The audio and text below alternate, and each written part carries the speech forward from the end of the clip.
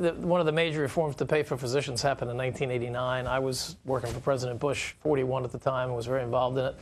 When the bill passed in 1989, the agency, CMS, then had a different name, HCFA, had to come up with a way to pay doctors. You can say it's $125 billion a year now. And they needed a way to come up with the relative payment structure to figure out what you pay a surgeon versus what you pay a primary care doctor versus what you pay a urologist. And so they didn't have the staff of the panel at the time in 1991, 92. And the AMA said, hey, look, we'll volunteer to do this. So at the time, the agency delegated this to the AMA. It's not their fault. The AMA showed up and created this advisory panel called the RUC, which was, I didn't see the USA Today, but I saw the Post article.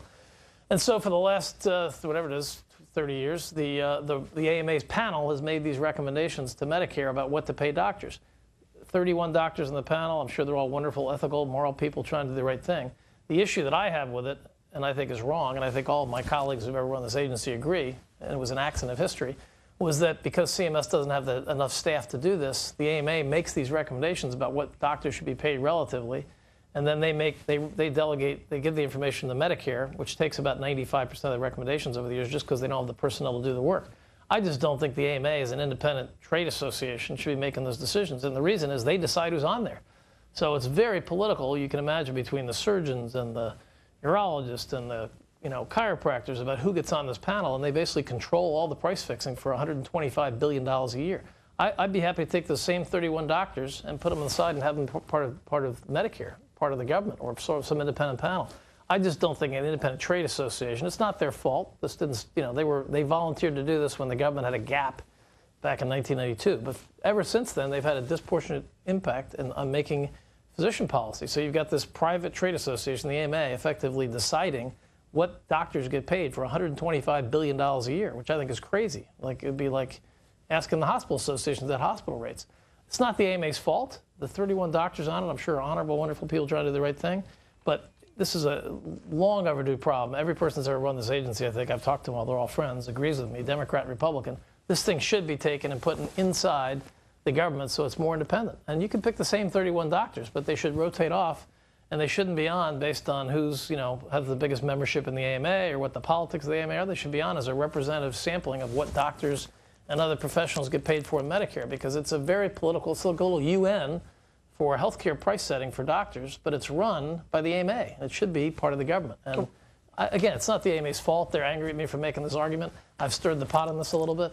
And it's not the doctors on its fault. It's just the process was screwed up in 1982, and it should have been fixed long ago, and I hope it is fixed. That's the crux of what the USA Today article is about. And according $125 billion a year is a lot of money to be price fixing by a private trade association. But you can debate that. The idea that the government has a seat at the table, thank you very much. The taxpayers have a seat at the table with the AMA to decide what $125 billion a year gets spent. So the issue is not the pot. The pot is roughly $125 billion. The issue is who's going to decide what you pay your urologist versus your surgeon versus your primary care doctor versus your oncologist.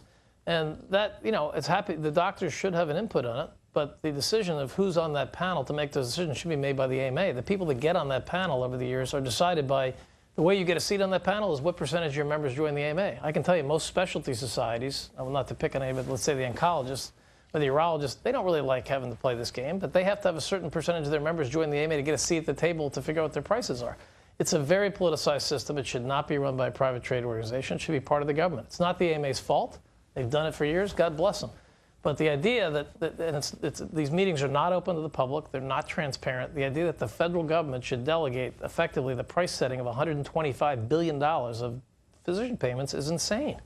So, it's not the AMA's fault. They were asked by the government to do this many years ago, but it's a functional mess, and it shouldn't have happened. So Jim McDermott, who's a smart guy from Seattle, a member of the Ways and Means Committee, is leading the charge on this. I think Congressman Brady, who's the ranking member, the Republicans in the majority in the House, is working with him on it, as some other people. And, nobody wants to make the AMA mad or their doctors mad. No congressman does. But as a matter of public policy, I think most people, and this is why it's getting some attention, would be outraged to find out that any trade association is fixing $125 billion a year prices and having that delegated to them largely by the federal government. CMS does ask questions, but CMS just doesn't have enough personnel or enough docs to do this. I mean, my old agency is a great place. I love the people, but they don't have the personnel. The AMA has a big staff of people that does this. That function should be picked up lock, stock, and barrel and put into the federal government. And that's not, and I'm a conservative Republican, so I'm not big on having the government take things over. It's just a wacky idea to have a private group politically run 125, there aren't many programs in the government that spend $125 billion a year. But to have that kind of control over $125 billion a year is nuts, and nobody's aware of it. So I'm just glad this is coming out in the open a little bit and being discussed. All right.